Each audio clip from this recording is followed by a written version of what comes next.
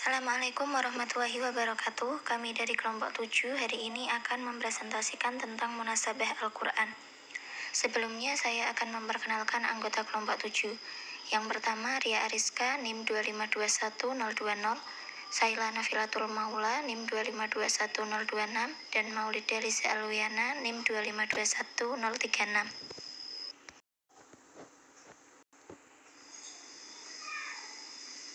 Pengertian munasabah. Munasabah secara etimologi berarti kecocokan, kesesuaian, atau kepantasan. Sedangkan menurut terminologi ada banyak pendapat dari beberapa ulama, sehingga dapat kita simpulkan bahwa munasabah Al-Quran adalah hubungan suatu ayat dengan ayat lainnya, atau suatu surat dengan surat lainnya. Hubungan itu dapat berupa hubungan umum dengan khusus, hubungan logis, atau hubungan konsekuensi logis, seperti hubungan sebab dengan akibat.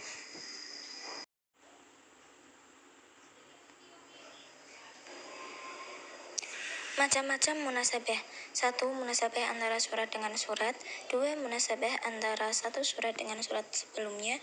3. Munasabah antara nama surat dengan kandungan isinya. 4. Munasabah antara satu kalimat dengan kalimat lainnya dalam satu ayat. 5. Munasabah antara nama surat dengan tujuan turunnya. 6. Munasabah antara ayat dengan ayat dalam satu surat. 7. Munasabah antara penutup ayat dengan isi ayat itu sendiri. 8. Munasabah antara awal uraian surat dengan akhir uraian surat. 9. Munasabah antara penutup suatu surat dengan awal surat berikutnya. Dan 10. Munasabah antar ayat tentang satu tema.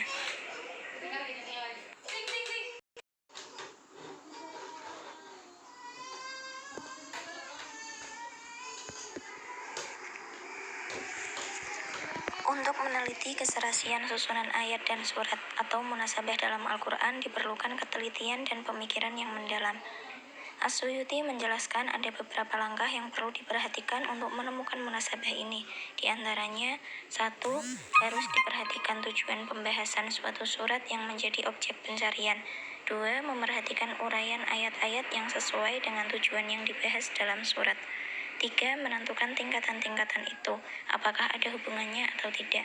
4. Dalam mengambil kesimpulannya, hendaknya memerhatikan ungkapan-ungkapan bahasanya dengan benar dan tidak berlebihan.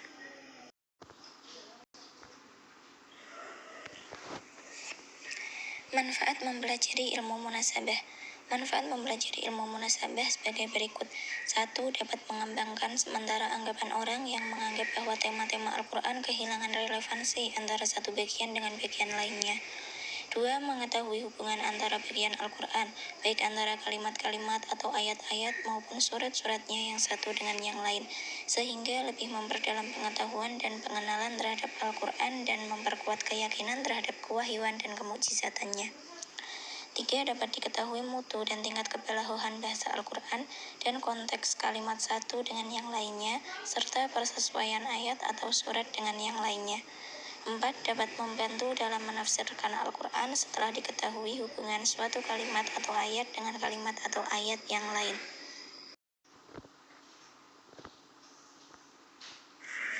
Sekian presentasi dari kelompok kami. Terima kasih atas perhatiannya dan kurang lebihnya kami mohon maaf. Wassalamualaikum warahmatullahi wabarakatuh.